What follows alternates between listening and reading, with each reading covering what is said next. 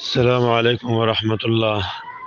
اجازه سے محترم پوښتنه کړې ده چې آیا دا خبره صحیح ده چې څلور پیغمبران ژوند دي، دوه ځمکه کې او دوه اسمان کې، او دغه کم پیغمبران دي؟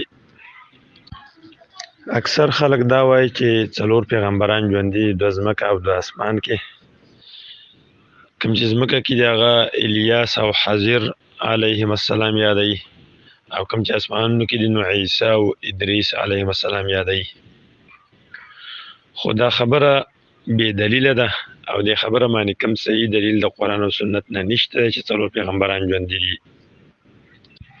یوازې د عیسی علیه السلام باره کې دا راغلی دی چې قرآن کریم کې دا وایي وما قتلوه وما صلبوه ولکن شبه لهم.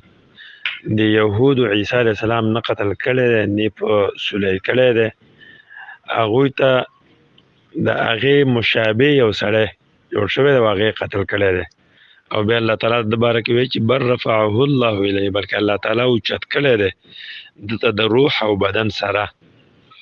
انی متوفیک و رافعک الیه، زه تا پوره اخلم عیسی علیه السلام ته یو ځان ته دې اوچتوم. د عیسی علیه السلام باره کې دا خبره ثابت ده. او د نورو انبیاو باره کې چې هغوی ژوندي دي او که مړه دي نو دا د قرآن کریم مخالف ده.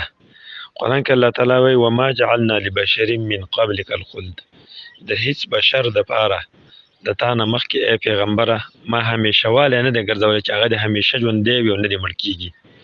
هر چې عیسی علیه السلام دی نو هغه به هم په خپل وخت سره مړ کېږي. الله تعالی به د اسمان نه راکښته کوي ځمکې ته، او دې ځمکه کې به پرې مرګ راځي، وفات کېږي به، خو څوک مخکې ژوندی نه دی پاتې.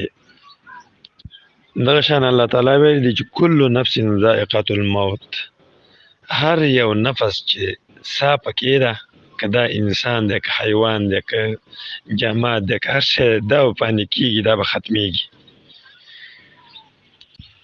دغه شان سورة رحمان کې الله تعالی وایي چې کل من علیها فان، هر شی چې په دې دنیا باندې دی او دلته ژوند کوي دا فنا دپاره پیدا دی، دا به ختمیږي، روح به ترې اوځي او مړه کېږي به. دغه شان یو حدیث کې راغلی دی چې علی رأس 100 سنة منها لا یبقى ممن هو علی ظهر الارض احد.